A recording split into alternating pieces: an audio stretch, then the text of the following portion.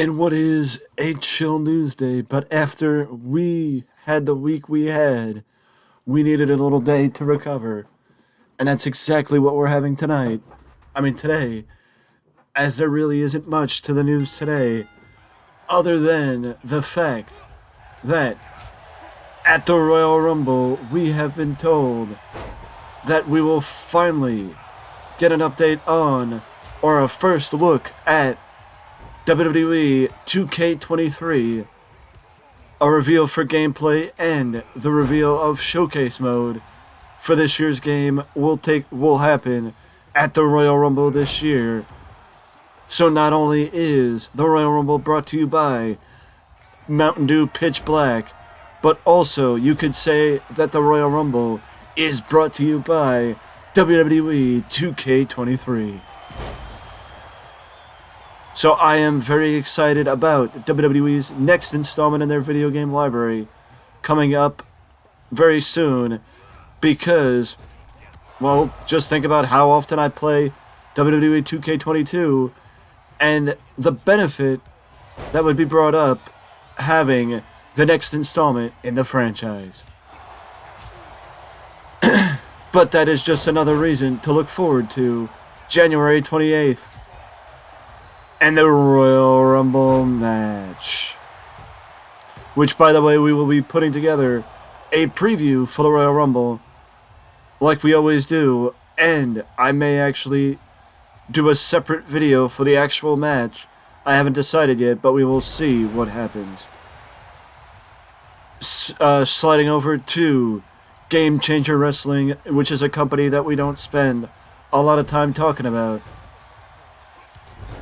Game Changer Wrestling has their return to Melrose Place in New York City, set for March 17th. And they got a big show planned for that event with Independent Wrestling Hall of Famer Homicide, set to make his return to Game Changer Wrestling. As well, Maki Ito will make her return to Game Changer Wrestling on that night as well, and Kushida will be making his debut against an opponent to be determined on March 17th for the upcoming Game Changer Wrestling event. Also, a couple of weeks ago, we found out that WWE will be holding another event in the UK, and it is not just any event, but it is Money in the Bank in the O2 in London. And that surprised some fans because some fans thought that WWE would not go back to the UK so soon. It left the locals, as you would say, jumping for joy because a lot of UK fans have been dying for WWE to go to the UK for years and would never take the nonsense dished out by people like me saying that WWE would not want to go to the UK because of the time difference and the fact that fans would basically be aware of what happened on the event long before the event actually finished because of the time change. But that really didn't make a difference when it came to Clash at the Castle last year. Because not only did people tune in, but there was a little bit of problems. But that only came at the end of the match. At the end of the event, when Tyson Fury started singing. But the fact of the matter is, it was a spectacular event, and nobody can say otherwise, last year at Clash at the Castle. So it is not surprising whatsoever that WWE decided to go back to the UK in 2023. What is surprising is that Money in the Bank is still its own individual pay-per-view, but as the report stipulates, or as the report dictates, I should say, there was never any indication that WWE was going to remove Money in the Bank from the pay-per-view calendar. It was just a rumor because of WWE doing away with Hell in a Cell and TLC, but they did away with TLC a long time ago.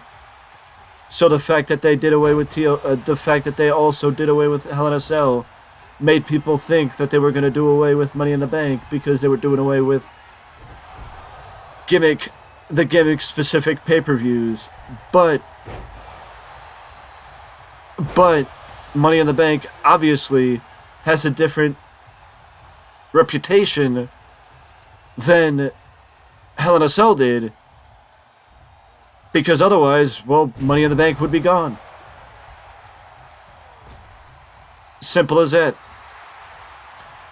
The one thing that they say is that having Money in the Bank at an event or at an arena like the O2 in London would help raise the perception of the Money in the Bank pay-per-view as an international juggernaut within the WWE's pay-per-view calendar.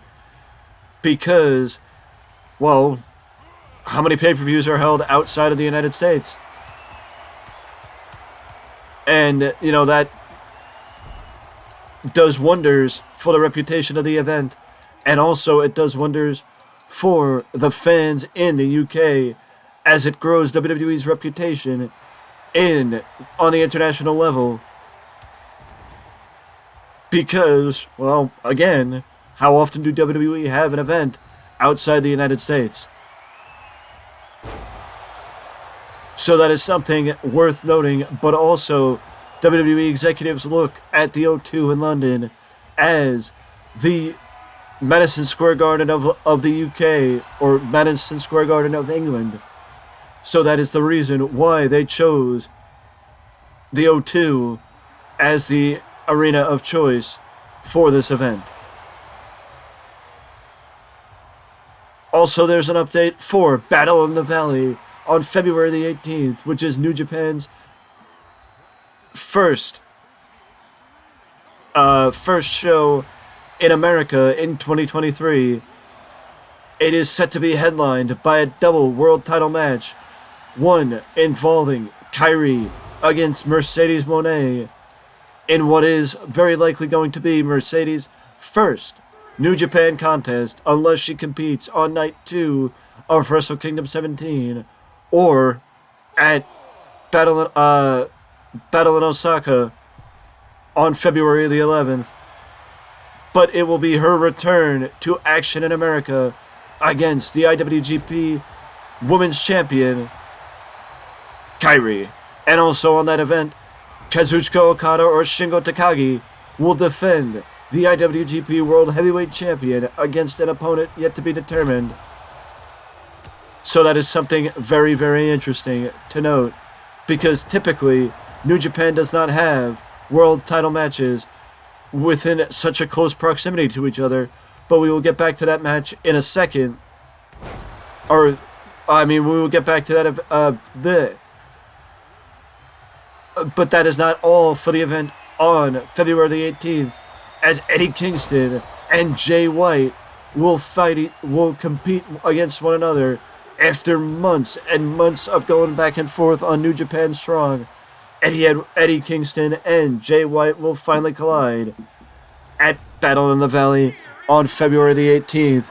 Also, in a Filthy Rules match, Filthy Tom Lawler will fight Homicide. And if you don't know what a Filthy Rules match is, a Filthy Rules match is a no-rope contest. No rope, no rules contest. Also, on that event, it is for the pre-show for Battle in the Valley, David Finlay and Bobby Fish, and J.R. Kratos against Alex Coughlin. But on January 21st, Wrestle Kingdom 17, Part 2, from the Yokohama Arena.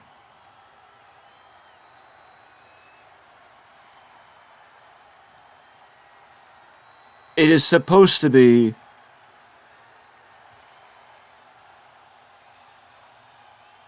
Jay White versus Hikuleo.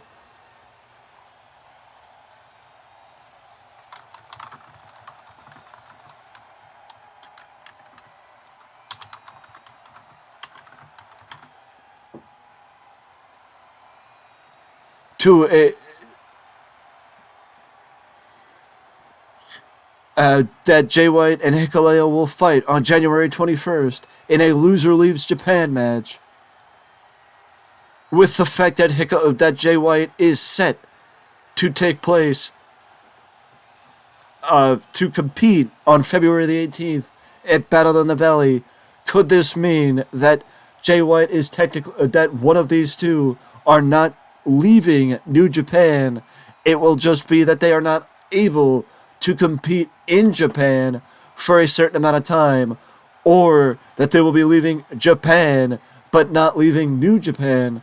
It's a lot of questions, and it may sound convoluted, but if Jay White does lose to Hikuleo, then could this be New Japan's way of bypassing it? Because technically, it's not them leaving New Japan, it's them leaving Japan. And competing at Battle in the Valley would not be him competing in Japan. It would be him competing in, well, America.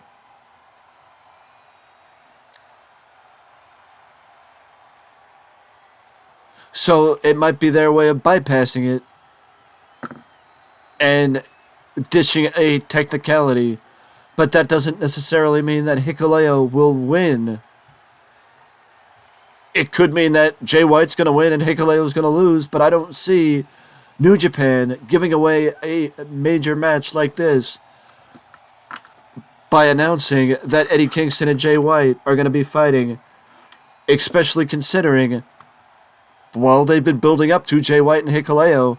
So that's a question that will be answered on January 21st when Hikuleo and Jay White fight on Wrestle Kingdom 17 Night 2. That is also set to include members of the Pro Wrestling Noah roster. Before we go, though, I just want to say that I will also be starting to put together videos that support the independent wrestling realm, as I have the ability to, I have access to upcoming independent wrestling events, and we will go through, I will set up videos that spotlight certain independent companies over the next couple of weeks as a way to maybe bypass doing just news videos every day and maybe just giving the companies themselves the spotlight instead of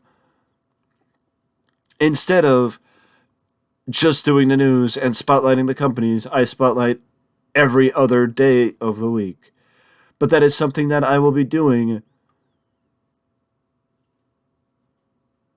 That is something that is something I'm going to be doing over the next couple of weeks, figuring out the semantics as we go. But with that being said, I just want to say I'm done for the day. So if you want to let me know anything on your thoughts on anything that we talked about in this video, let me know down in the comment section below, and I will see you in the next video.